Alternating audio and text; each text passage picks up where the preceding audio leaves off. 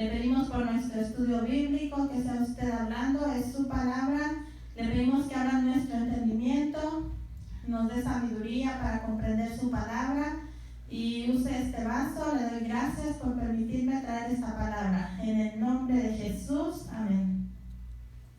Bueno, pueden tomar su lugar.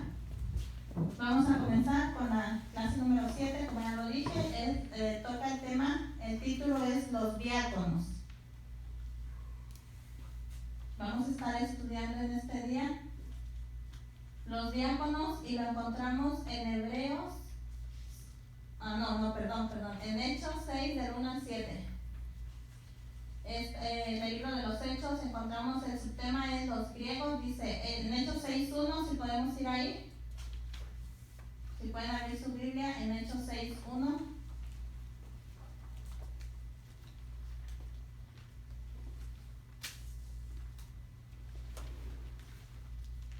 Cuando todos lo tengan, me indican con un amén, por favor. Hechos 6.1. Es donde encontramos la clase de hoy.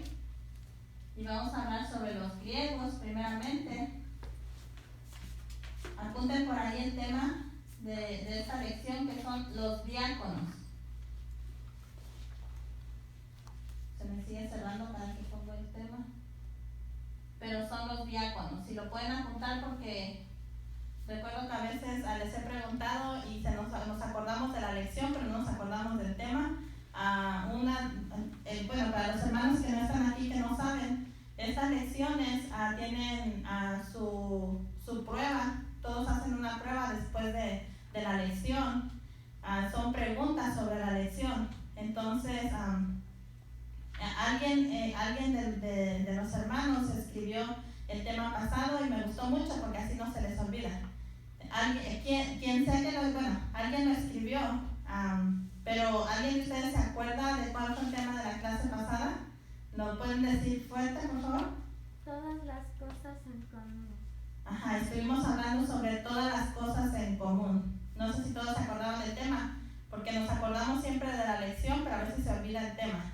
Por eso me gustaría que de ahora en adelante lo escribamos para que nos acordemos también de los temas. Y este tema son los diáconos. ¿Qué serán los diáconos? Tal vez muchos de los que ya son cristianos, que están en la iglesia, saben lo que es un diácono, pero tal vez algunos de los que van a ver este video no saben qué es un diácono en la iglesia.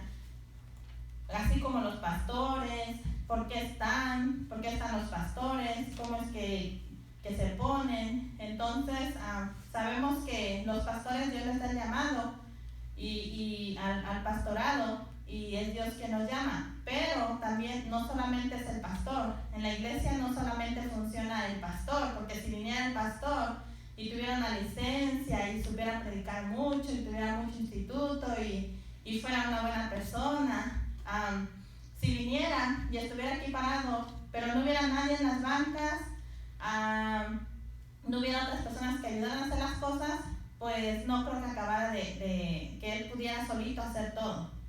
Porque hay que ponerlo de este reflector, alguien lo tuvo que poner, los micrófonos alguien los tuvo que instalar, a las sillas, todo tiene que estar en orden y alguien lo tiene que quitar y poner, o poner si ya es una iglesia que está siempre ahí, pues siempre están sus cosas ahí, pero siempre hay que estarlo chequeando. Siempre hay muchas cosas en la iglesia que se necesitan, y si los puros pastores hicieran todo, pues yo creo que no podrían, porque los pastores tienen hay algo que es lo que ellos deben de dedicarse, que vamos a estar viendo en esta lección.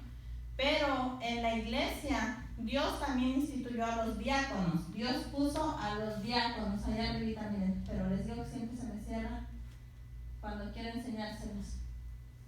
Tal vez quedó muy arriba.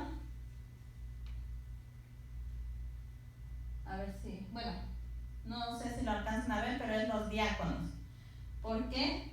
Porque como les digo, en la iglesia no puede haber solamente un pastor. Sí hay solo un pastor, pero no puede solamente él estar en la iglesia, porque entonces ¿a quién les predicaría?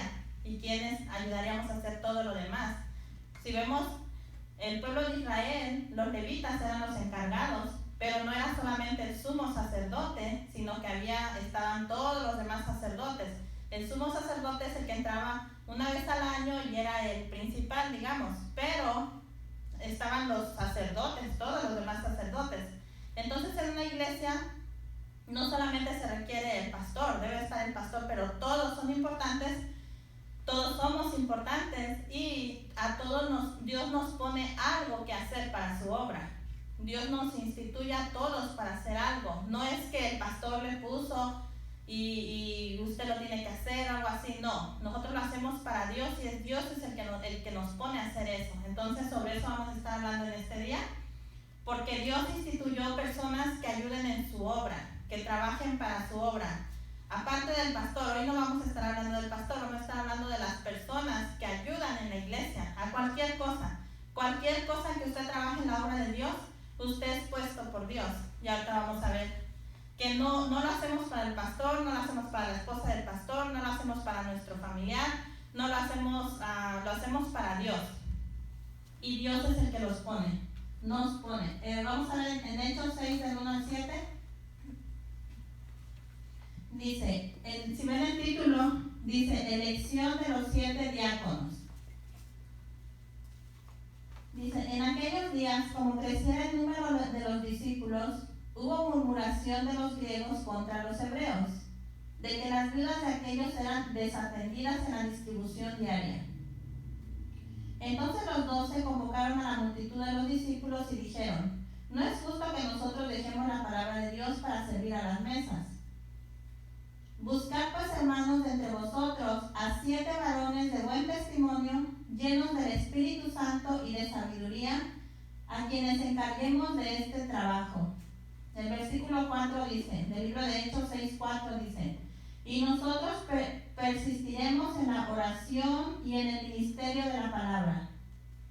Agradó la propuesta a toda la multitud y eligieron a Esteban, varón lleno de fe y del Espíritu Santo, a Felipe, a Prócoro, a Nicanor, a Timón, a Parmenas y a Nicolás, prosélito de Antioquía, a los cuales presentaron ante los apóstoles, quienes orando les impusieron las manos.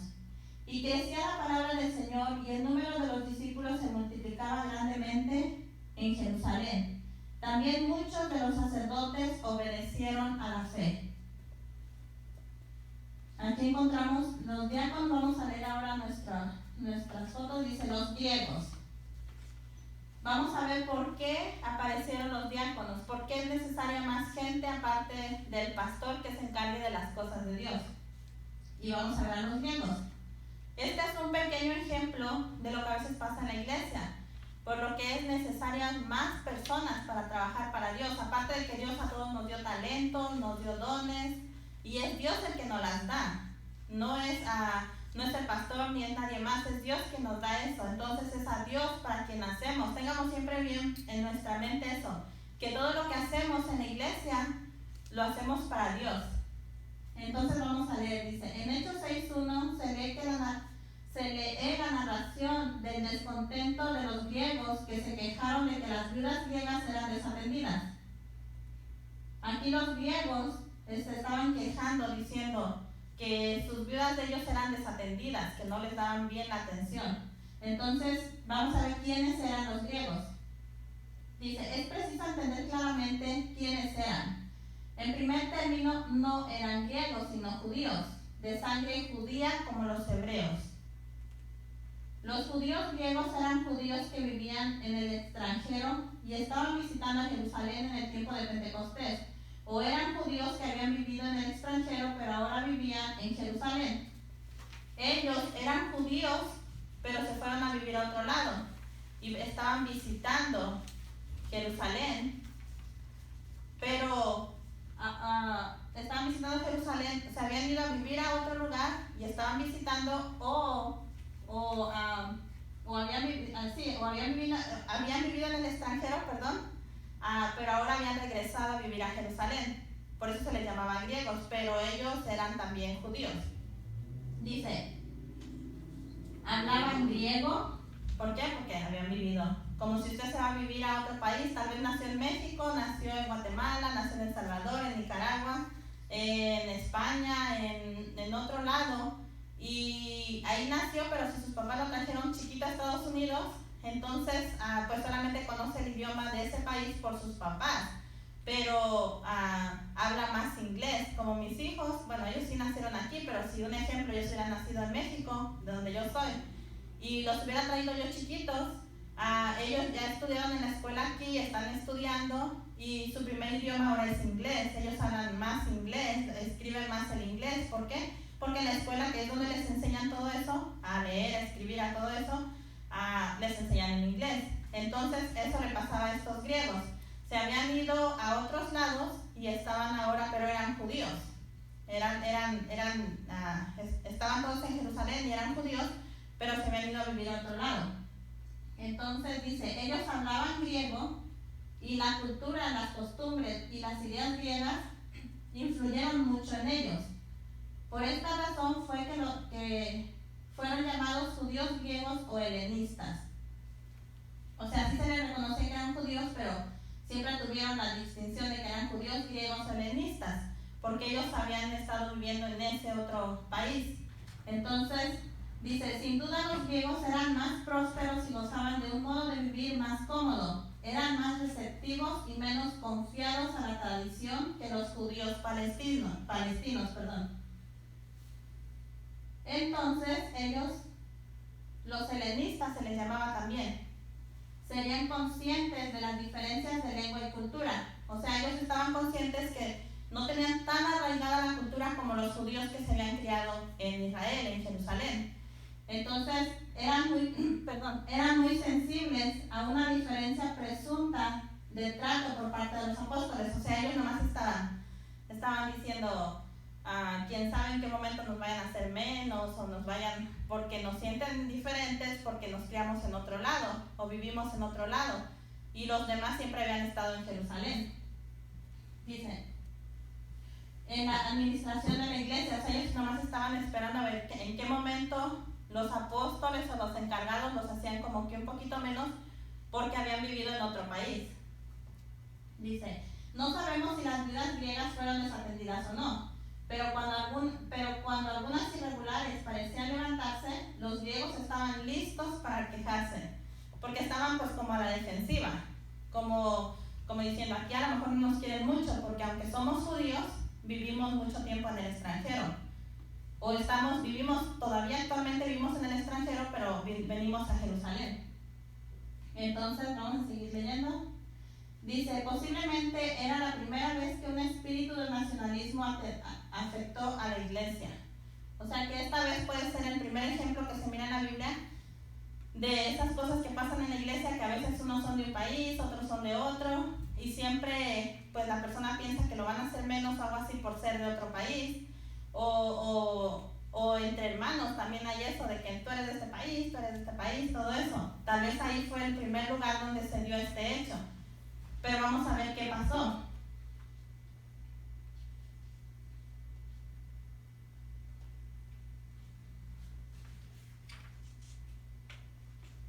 Dice, aquí leemos que Dios puso gobiernos en la iglesia. No sé si es la que seguía, permítanme. Sí es.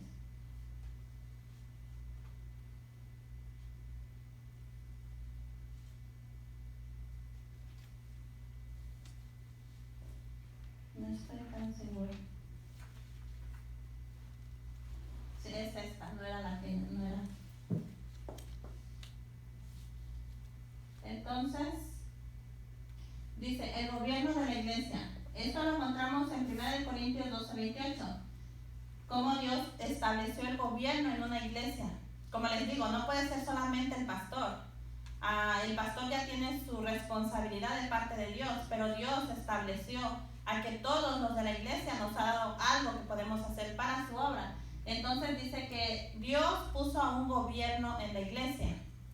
Vamos a ver en 1 Corintios 12:28.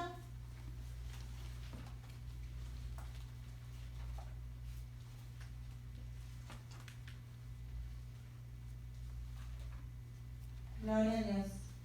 1 Corintios 12:28.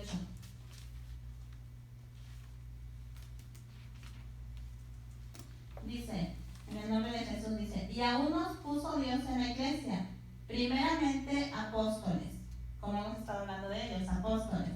Luego profetas, los terceros maestros, luego los que hacen milagros, después los que sanan, los que ayudan, los que administran, los que tienen don de lenguas. O sea, ¿quién dice? Vamos a leer lo primero que dice. Y aún los puso Dios en la iglesia. ¿Quién los puso? Dios. No el hombre, no tal vez por sí mismos, pero Dios los puso. Si vemos a la última parte del versículo dice, a los que ayudan, a los que administran. ¿Por qué? Porque estamos hablando del gobierno de la iglesia. Dios puso a los que administran en una iglesia también.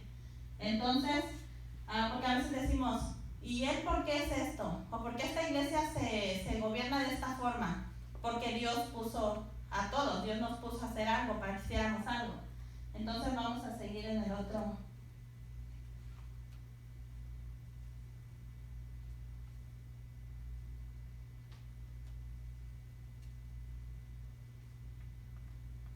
Dice, aquí leemos que Dios puso gobiernos en la iglesia.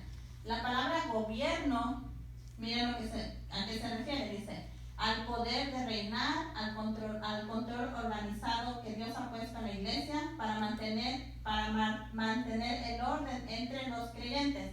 O sea, Dios lo puso para que tomaran decisiones. Un ejemplo, el hermano instaló las bocinas, puso los cables, puso esto que yo no sé hacer. El pastor pues tiene su trabajo, ustedes tienen su trabajo, cada quien tiene su trabajo, pero Dios nos ha puesto a todos a hacer algo para su iglesia. ¿Pero para qué es? Para que haya un orden entre todos, o sea, todos tenemos algo que hacer para la obra de Dios. Entonces dice, el Señor había puesto ciertos oficios y ministerios en la iglesia para gobernarla. Vemos en Efesios 4:11, si podemos ir ahí, Efesios 4:11. Para que ustedes se den cuenta que todas estas enseñanzas que estoy trayendo tienen bases bíblicas, están en la Biblia. Dice, y él mismo, o sea Dios, y él mismo constituyó a unos apóstoles, a otros profetas, a otros evangelistas, a otros pastores y maestros. En este caso yo les estoy dando esta enseñanza, entonces a mí también Dios me puso a hacer algo. Vamos a ver, el inciso C son los diáconos. Dice, los 12 apóstoles reunieron a todos los creyentes, a todos los cristianos los reunieron y les dijeron, o sea, cuando pasó este conflicto de que los griegos decían que se estaba desatendiendo a sus familiares en la distribución diaria, la distribución diaria era como la comida, las cosas que necesitaban las gentes. Entonces ellos dijeron que se estaban desatendiendo a sus viudas. Entonces hubo un conflicto. Entonces los apóstoles dijeron, no es justo que nosotros dejemos la palabra de Dios para servir a las mesas. Entonces fue que hicieron esto, pero dijeron los apóstoles, nosotros necesitamos tiempo para orar, necesitamos tiempo para ayunar, necesitamos tiempo para estudiar la palabra, que en este tiempo pues es el pastor que necesita tiempo para hacer todo eso. Y como el pastor de una iglesia va a hacer eso si su tiempo lo invierte en hacer todo lo demás de la iglesia? Entonces no sería posible. Entonces dice, su obra era la de perseverar en la oración y en el ministerio de la palabra. Los ministros del evangelio deben recordar, o sea, eso es para los pastores que estén escuchando, deben de recordar siempre la sabiduría de los apóstoles en esta ocasión. Dice, la responsabilidad principal del ministro es darse a la oración y al ministerio de la palabra, no de hacer trabajo seglar o secular, a menos que sea absolutamente necesario. O sea, si no hay más quien lo haga, pues lo debe hacer el pastor. Pero a todos nos ha dado Dios algo que hacer en su obra, y a ellos no es que sean más ni que sean menos, simplemente que a Dios a cada quien nos dio algo. Entonces a ellos Dios les pone, porque si no estudian, si no tienen tiempo para estudiar, ¿cómo nos van a enseñar? Si no ayunan, si no oran, ¿cómo van a tener la unción de Dios, el respaldo de Dios? O sea, tienen que hacer todo eso y muchas otras cosas. De hecho, los pastores, aunque debería de ser así, muchas veces no es así. Siempre el pastor está haciendo una cosa, está haciendo otra. Entonces, vamos a seguir adelante. Dice, los apóstoles mandaron que los creyentes buscaran entre ellos mismos a 7 hombres. O sea, cuando se necesitó, estamos hablando de los apóstoles del Nuevo Testamento. Dice la palabra de Dios que nos edifiquemos en el fundamento de apóstoles y profetas, o sea que nosotros debemos de seguir el ejemplo de los apóstoles, de los profetas. Dice, siendo la principal piedra del ángulo Jesucristo mismo. Dios es la principal piedra del ángulo y nos debemos de edificar primeramente en Él, en Jesús, y después en apóstoles y profetas. Debemos de seguir su ejemplo. Entonces dice, los apóstoles mandaron que los creyentes buscaran entre ellos mismos a 7 hombres, pero vamos a ver cómo debían de ser estos hombres. Tampoco tienen que tener ciertos requisitos las personas para hacer cosas para Dios. ¿Por qué? Porque servimos a un Dios santo y debemos de ser santos, como dice su palabra, ser santo porque Él es santo. Entonces tienen que tener ciertos requisitos las personas. Y era para servir a las mesas, o sea, no era para decir voy a estar ahí enfrente enseñando, voy a estar haciendo otra cosa, era para servir. Para eso también tenemos que tener un buen testimonio y hay requisitos que pusieron los apóstoles para esto. No digamos un día, yo solamente recojo los papeles o no sé, hago cualquier cosa. No, como quiera, para todo es la obra de Dios, es trabajo santo porque es de Dios, entonces tenemos que reunir algunos requisitos. Dice, 7 hombres de buen testimonio, tener un buen testimonio, que no se nos conozca que andemos por allá peleando con todo el mundo y luego estemos en la iglesia como haciendo cosas porque van a decir, estaba ya haciendo quién sabe qué y mira, ahora anda ahí muy santito, hasta lo dice la gente. Entonces, buen testimonio con todo el mundo, los de adentro, los de afuera, donde quiera, tenemos que tener un buen testimonio.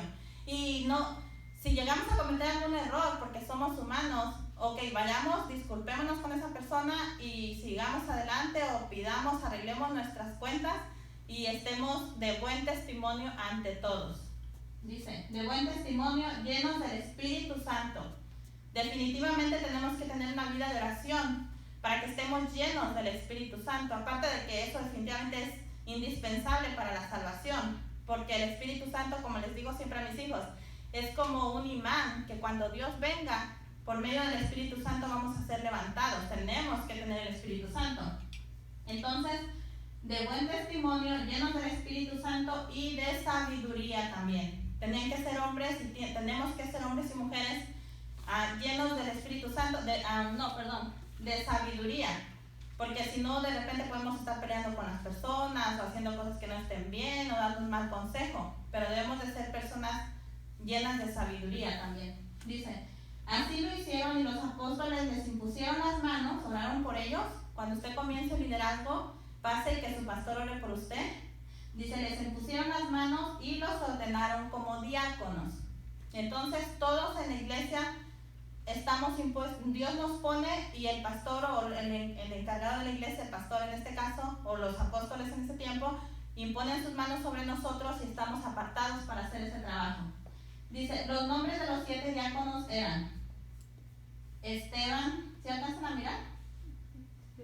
Esteban, Felipe, Prócoro, Timón, Parmenas, Nicolás y Nicanor. Dice, nótese la manera en que fueron escogidos los 7. Estos 7 fueron escogidos, ellos reunían los requisitos que ya dijimos arriba. Pero quieren que notemos la manera en que fueron escogidos ellos. Dice, los apóstoles dieron los requisitos, o sea, los apóstoles dijeron, deben de reunir estos requisitos. La iglesia los eligió.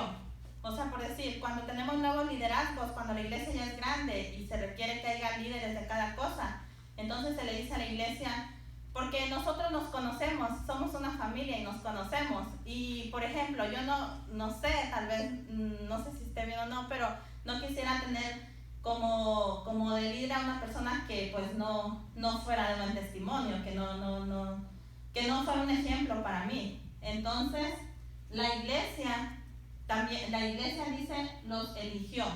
O sea, la gente dice, miren, él es una persona de buen testimonio, lleno del Espíritu Santo, tiene sabiduría, entonces él debe de ser puesto como líder de esto. Entonces la iglesia los eligió, los apóstoles los nombraron y los ordenaron. Entonces la manera en que esto se hizo contentó a todos. Ahora todos estaban contentos. Dice, la gente escogió a los hombres, pero los apóstoles retenían la autoridad y la decisión final claramente en sus propias manos. Porque de repente tal vez la iglesia dice, yo miro que este hermano es muy bueno, yo muero esto, pero el pastor por lo regular conoce a las ovejas. Bueno, debe de conocer a sus ovejas, no por lo regular. Entonces él ya sabe de verdad. Entonces Tom tiene la última palabra, así los apóstoles. Aparte de que los hombres de Dios tienen discernimiento y muchas cosas para saber en verdad cómo es la persona. Entonces ellos tenían la última decisión. Vamos a continuar. Dice, oh no.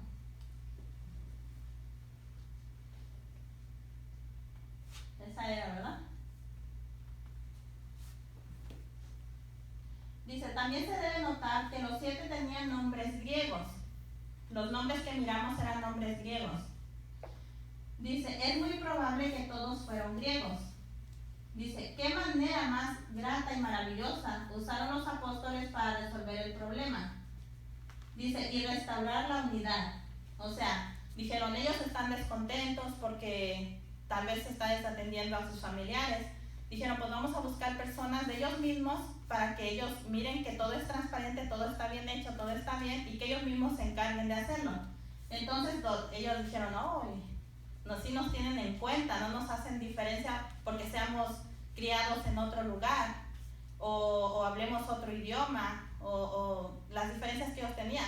Dijeron, sí se nos toma en cuenta, sí nos tienen bien.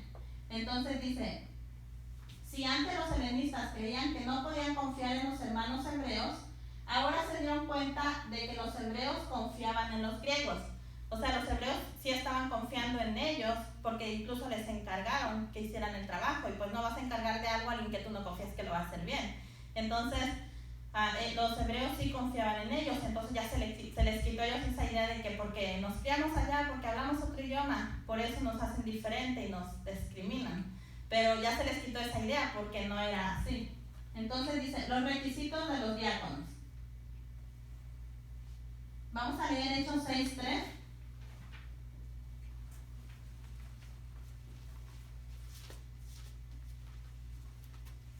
Hechos 6:3.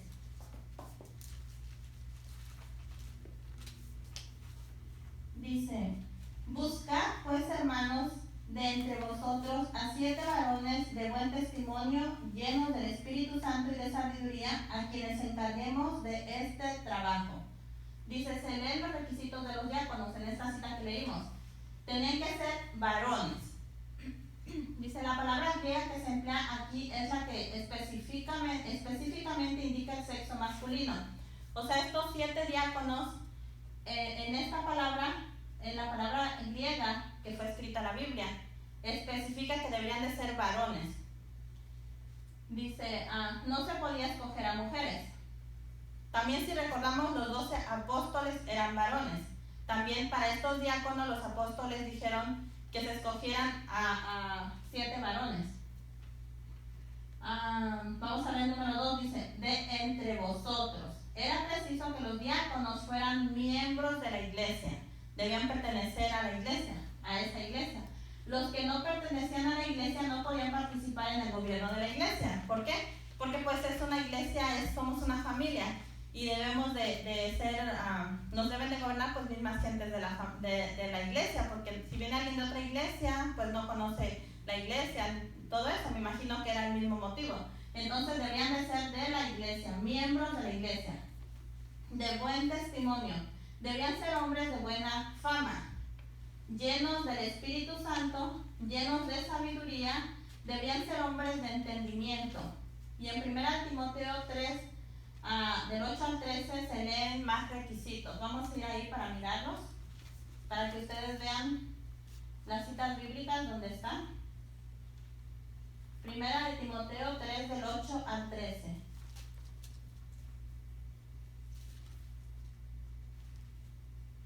Dice, requisitos de los diáconos. Los diáconos asimismo deben ser honestos, sin doblez, no dados a mucho vino, no codiciosos de ganancias deshonestas.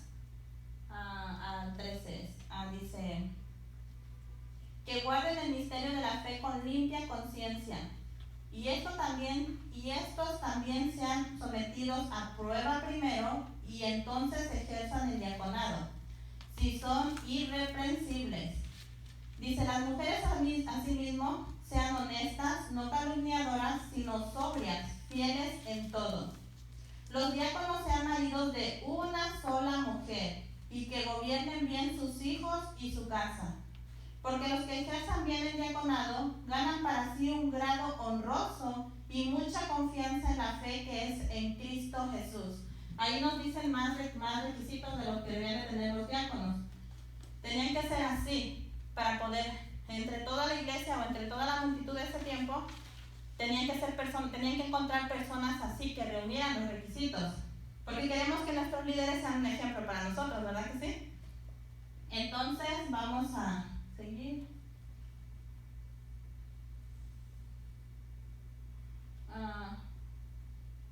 Esto es lo que digo. Dice, deben ser honestos, deben ser sin doblez, no deben ser dados a mucho vino.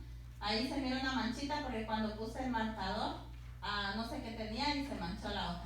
Dice, no dados a mucho vino, no deben ser codiciosos de ganancias deshonestas, deben guardar el ministerio de la fe con limpia conciencia, deben ser sometidos a prueba primero, deben ser irreprensibles, deben ser maridos de una sola mujer, deben gobernar bien sus hijos y sus casas.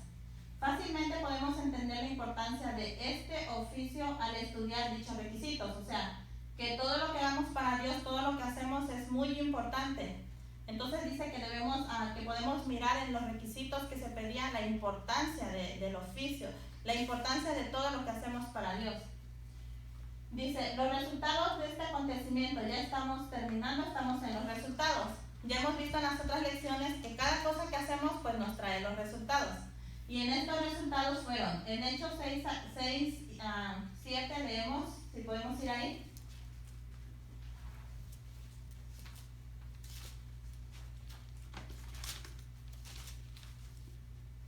6:7 dice,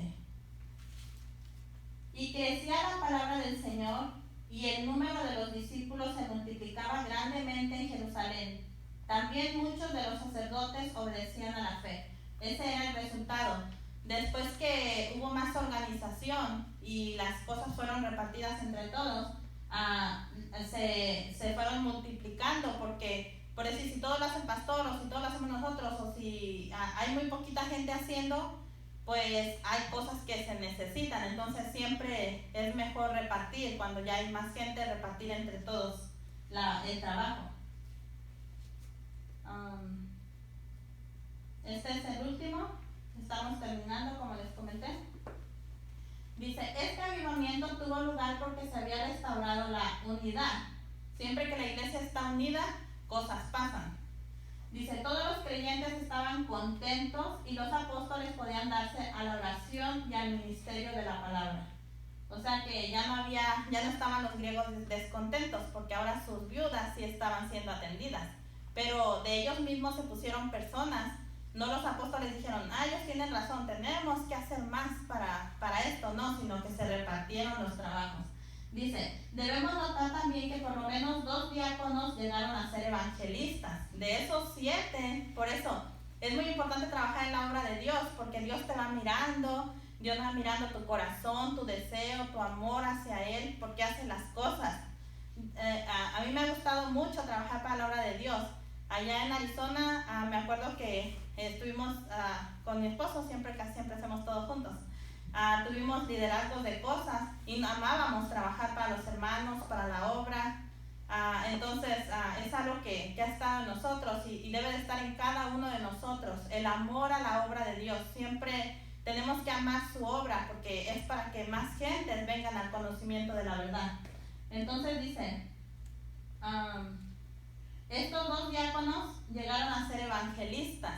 O sea, entre ellos, cuando amas a Dios y trabajas para su obra, Dios te va mirando, y ellos ya ahora hicieron ese trabajo, pero después fueron evangelistas, ya tuvieron otro encargo, ahora también tenían que estar orando y todo eso. Siempre tenemos que estarlo haciendo, pero pues hay diferentes cosas, y estos llegaron a ser evangelistas. Cuando antes atendían a las mesas, eran diáconos, eran escogidos por Dios, pero ahora tuvieron el título de evangelistas. Entonces, de mucha eficacia, dice. Esteban y Felipe fueron los que fueron evangelistas. Esto prueba que un hombre puede servir de diácono en la iglesia y a la vez ejercer el oficio de ministro de la palabra. Bueno, en este caso todavía estaban con un pastor ellos. Eran evangelistas, predicaban, evangelizaban, predicaban y estaban en su iglesia, sí. Ellos no eran pastores, eran evangelistas. Entonces seguían trabajando de diáconos, pero también eran evangelistas. Dice, aunque el oficio de diácono era principalmente el de ayudar en las cosas materiales, esto no impedía que también ministraran en lo espiritual. O sea, ellos ya hacían las dos cosas, estos diáconos. Entonces, esta fue la lección número 7. Los invito de que 8 días, el próximo domingo, estamos dando estos estudios bíblicos. Son libros del Instituto de la Pentecostal, la Iglesia Pentecostal Unida Internacional.